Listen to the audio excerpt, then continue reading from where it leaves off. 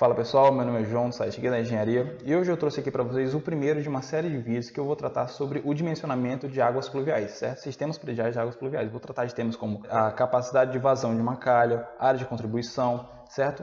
Para que vocês tenham uma base melhor para iniciarem nessa área de projetos de instalações. O que eu vou utilizar como base para o nosso vídeo de hoje é a NBR 10.844. Se vocês repararem, ela é uma norma de 89 e bastante limitada. Ela só tem 11 páginas, se eu não me engano. Ela omite em diversos pontos. Então, eu recomendo que vocês façam leituras complementares, como é o caso do livro do professor Roberto Carvalho. Se eu não me engano, o título é Instalações Prediais Hidráulico-Sanitárias.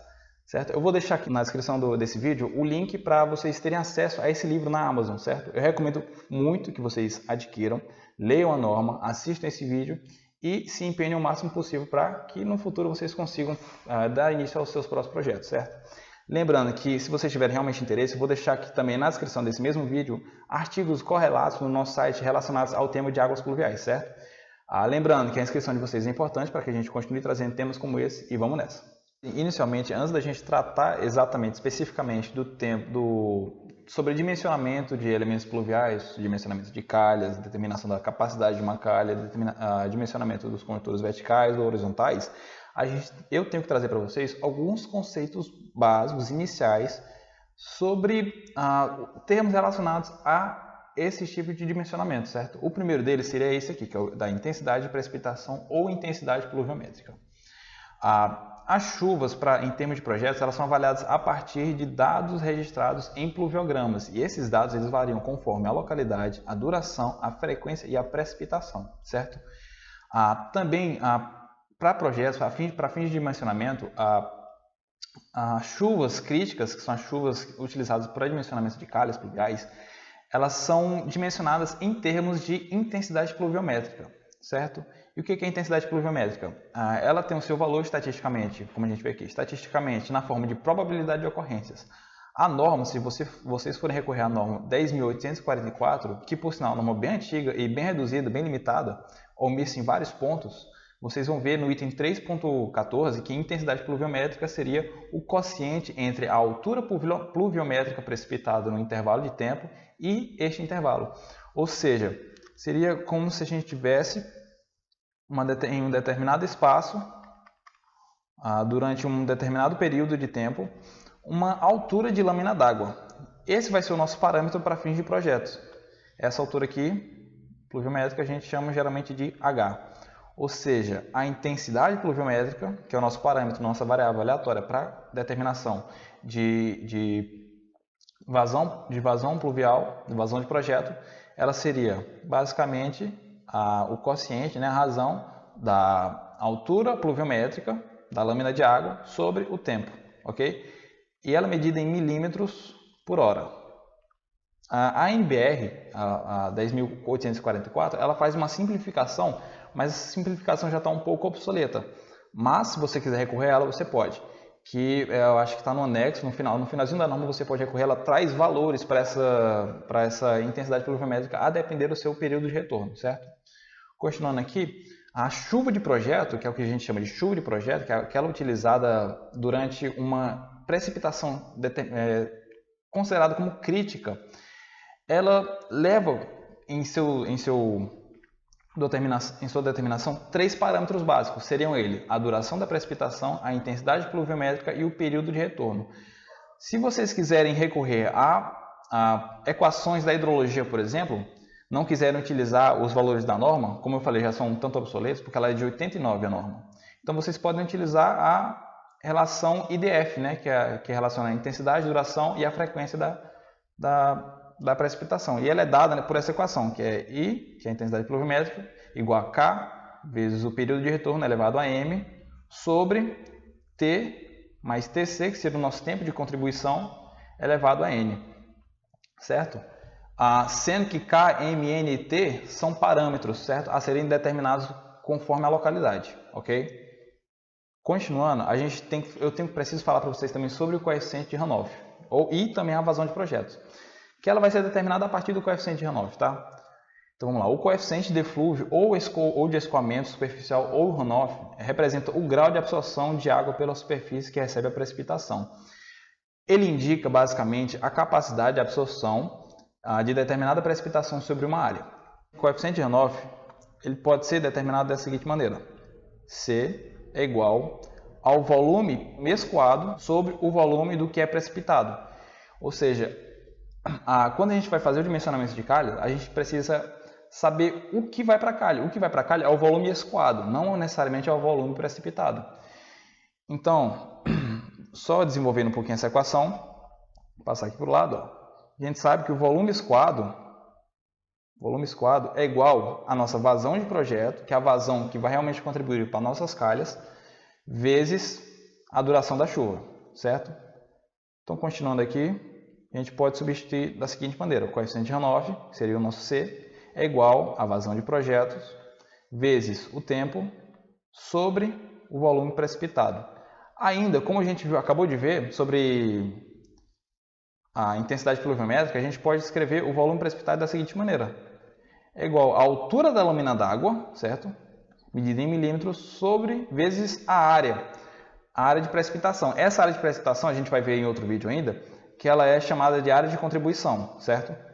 Então, substituindo aqui na nossa equação, a gente tem o seguinte, que o coeficiente de runoff é igual a vazão de projetos vezes ΔT sobre a altura da lâmina d'água vezes a área de contribuição.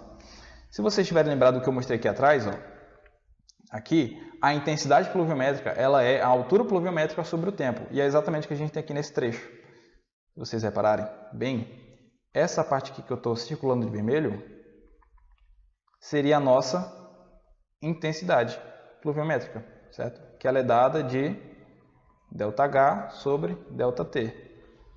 Ou seja, por fim, eu sei que o meu coeficiente de runoff será vazão de projetos sobre a intensidade pluviométrica vezes a área de contribuição. E isso aqui que eu acabei de fazer, que a gente acabou de encontrar, é a chamada fórmula racional, ou método racional, ou também chamado de fórmula de Lloyd-Davis. Como o que a gente vai utilizar para os nossos projetos, para início do nosso dimensionamento, é a vazão de projeto, então a gente pode simplesmente escrever da seguinte maneira: vazão de projeto é igual ao coeficiente de runoff vezes a intensidade pluviométrica vezes a área de contribuição. Se a gente perceber aqui, fazendo um trabalho sobre as unidades medidas, a gente está vendo que isso aqui está em milímetro, né, por hora, isso aqui está em metros quadrados. Ou seja, se eu tenho milímetro vezes metro quadrado sobre hora, é a mesma coisa de ter 10 a menos 3 metros cúbicos sobre hora. Que isso aqui, por sua vez, é igual a litro por hora, certo? Então, a unidade de medida disso aqui é em litros por hora. Mas, quando a gente está tratando de vazão de projeto para calhas pluviais, para dimensionamento de sistemas de águas prediais de precipitação atmosférica, a gente faz o cálculo da nossa vazão em litros por minuto, certo? Então, a gente só divide isso aqui por 60.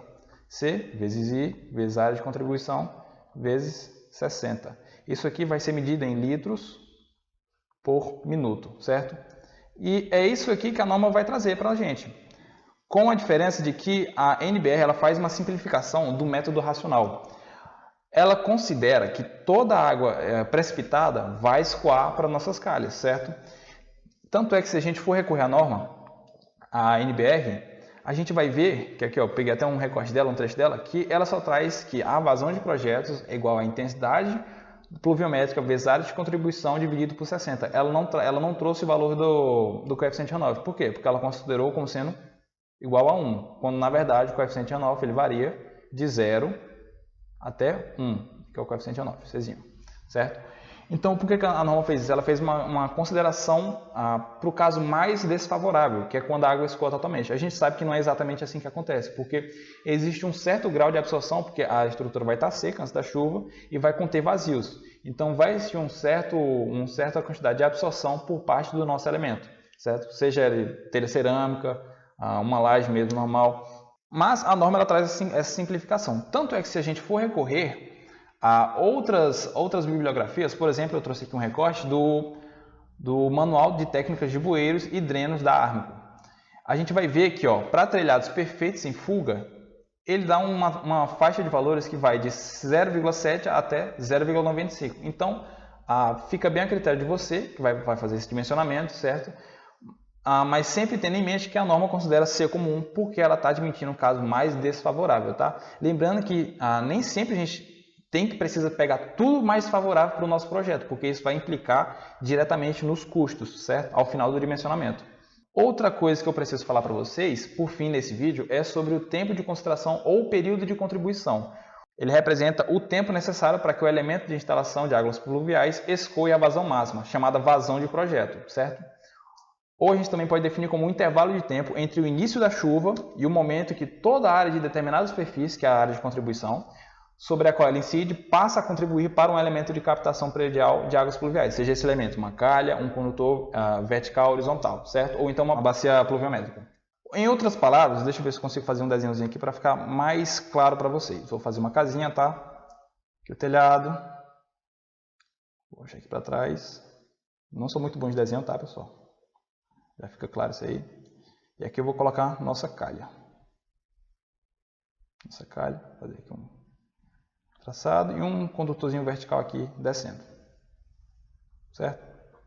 Não sei se ficou muito claro, mas vou tentar facilitar o máximo para vocês.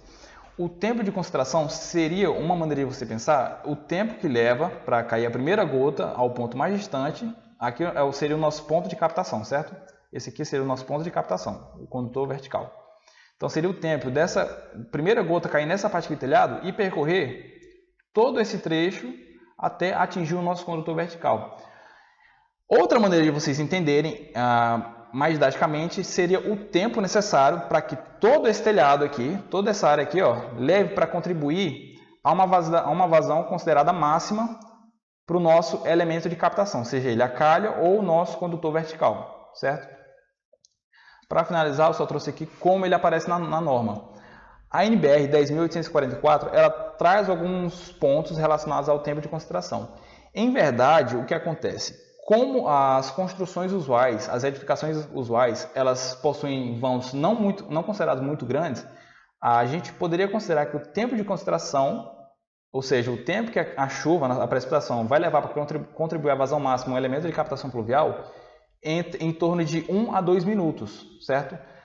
Mas como faltam bases estatísticas para esses valores de tempo de concentração, a norma ela fixa aqui no item 5.1.3 a duração de precipitação deve ser fixada em T igual a 5 minutos. Ou seja, ela considera o tempo de contribuição, a norma NBR 10.844 de 89, mais uma vez, considera o tempo de contribuição, ela fixa esse valor em 5 minutos de precipitação, certo?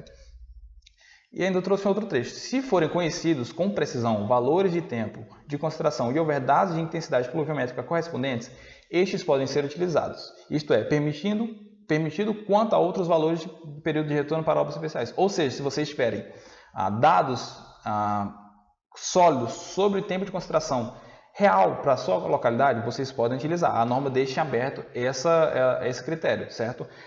Contudo, ela fixa esse valor de 5 minutos para os casos mais gerais, ok?